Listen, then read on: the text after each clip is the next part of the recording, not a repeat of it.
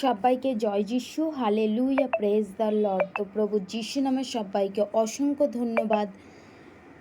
প্রভু যিশু নামে, যিশুর আলো চ্যানেলে তোমাদের সবাইকে স্বাগত জানিয়ে তো আরও একটি ঈশ্বরের বাক্য নিয়ে মহান ঈশ্বরকে ধন্যবাদ জানাই যে তিনি সময় সুযোগ করে দিয়েছেন ঈশ্বরের বাক্য বলার জন্য। তো মহান ঈশ্বরকে ধন্যবাদ জানাই। সবাইকে জয় যিশু, হালেলুয়া।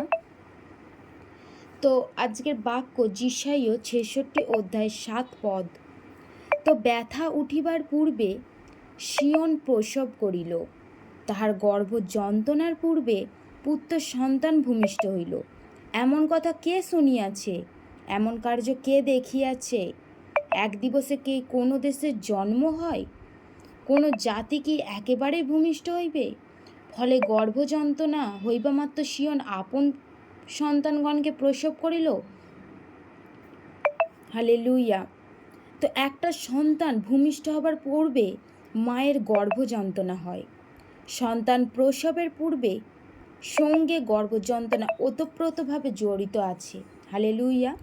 তো কারণ গর্ভ যন্ত্রণা ছাড়া কি সন্তান প্রসব করা যায় না, হতে পারে না।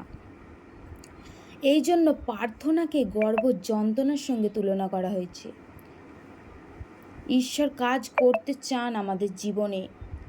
ঈশ্বর কি আমাদের জীবনে কিন্তু আর্তনাদকারী, আমরা প্রার্থনাশীল ব্যক্তি দরকার, যারা ঈশ্বরের কাছে আর্তনাদ করে, প্রার্থনা করে। কারণ অন্যের আত্মা রক্ষার জন্য যাদের হৃদয়ে আর্তস্বর আছে, তাদেরই কি প্রার্থনার বিশেষ প্রয়োজন। প্রভু যিশু নিজে মাংসে প্রবাসকালে কেবল আর্তনাদ ও অশ্রুপাত সহকারে প্রার্থনা করেছেন।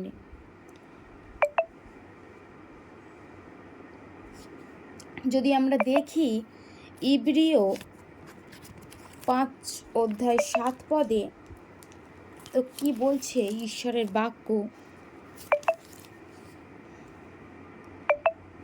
7 অধ্যায় 25 পদে, যাহারা তাহাদিয়া ঈশ্বরের নিকটে উপস্থিত হয় তাহাদিওকে তিনি সম্পূর্ণরূপে পরিত্রাণ করিতে পারেন। হালেলুয়া।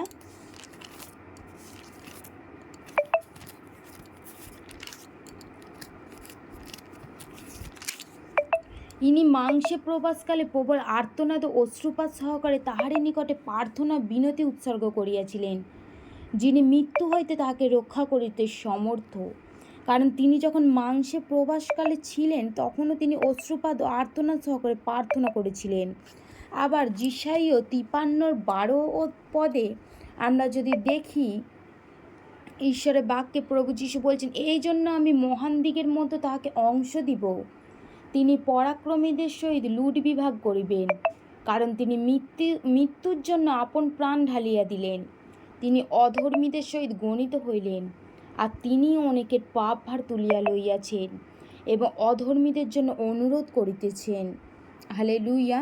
তিনি পাপী মানুষকে রক্ষা করবার জন্য তার অন্তর এত ব্যথিত ছিল যে তিনি সতত তাদের জন্য পিতার কাছে বিনতি করতেন। এখনও তিনি মহাযাজক রূপে আমাদের সকলের জন্য পিতার কাছে বিনতি করছেন। ইব্রিয় 7 অধ্যায় 25 পদে পিতরকে তিনি বলেছিলেন, আমি তোমার নিমিত্ত বিনতি করিয়াছি যেন তোমার বিশ্বাসের লোপ না হয়। হালেলুয়া। ঈশ্বর বলছেন যে আমি তোমার জন্য বিনতি করেছি যাতে তোমার বিশ্বাসের লোপ না হয়। তো ঈশ্বর এতটাই মহান ছিলেন আমাদের জন্য, কারণ তিনি আমাদের জন্য প্রার্থনা করতেন সর্বক্ষণ। তো আমরা যদি দেখি লুক লিখিত সুসমাচার 22 অধ্যায় 32 পদে, কিন্তু আমি তোমার নিমিত্ত বিনতি করিয়াছি যেন তোমার বিশ্বাসের লোপ না হয়, আর তুমিও একবার ফিরিলে পর তোমার ভাতৃগণকে সুস্থির করিও। সুতরাং আমরা যখন প্রভুর বিনতির গুণে রক্ষা পাচ্ছি এবং খ্রিস্টীয় জীবনে বলবান হচ্ছি, তখন আমাদের প্রয়োজন অন্যকে রক্ষা করবার। এই জন্য আমাদেরও পিতার কাছে নিরন্তর বিনতি প্রার্থনা করা উচিত, সর্বক্ষণ আমাদের প্রার্থনা করা উচিত। লোটকে রক্ষা করবার জন্য আব্রাহাম ঈশ্বরের কাছে কতই না বিনতি করেছিলেন। তো আমরা বাক্যের মধ্যে জানতে পেরেছি, স্বর্গদূত পাঠিয়ে লোটের পরিবারকে বার করে আনলেন। লোট তার ধার্মিকতার গুণে রক্ষা পাননি, কিন্তু আব্রাহামের বিনতির গুণেই রক্ষা পেয়েছিলেন। এই জন্য আমাদের অন্যদের জন্য আর্তনাদ করা অনেক প্রয়োজন আছে। তো আমরা গালাতীয় 4:19 যদি দেখি, আমি পুনরায় তোমাদেরকে লইয়া প্রসব যন্ত্রণা ভোগ করিতেছি, যাবত না তোমাদেরকে খ্রিস্টে মূর্তিমান হন। হালেলুইয়া। তো ঈশ্বর কতই না মহান। ঈশ্বর সেই গর্ভ যন্ত্রণার সঙ্গে প্রার্থনাকে তুলনা করেছেন। সেই প্রার্থনা আমাদের একান্তই প্রয়োজন, কারণ আমাদের নিরন্তর প্রার্থনা করা উচিত। আমাদের জীবনে প্রার্থনায় অনেক শক্তি আছে।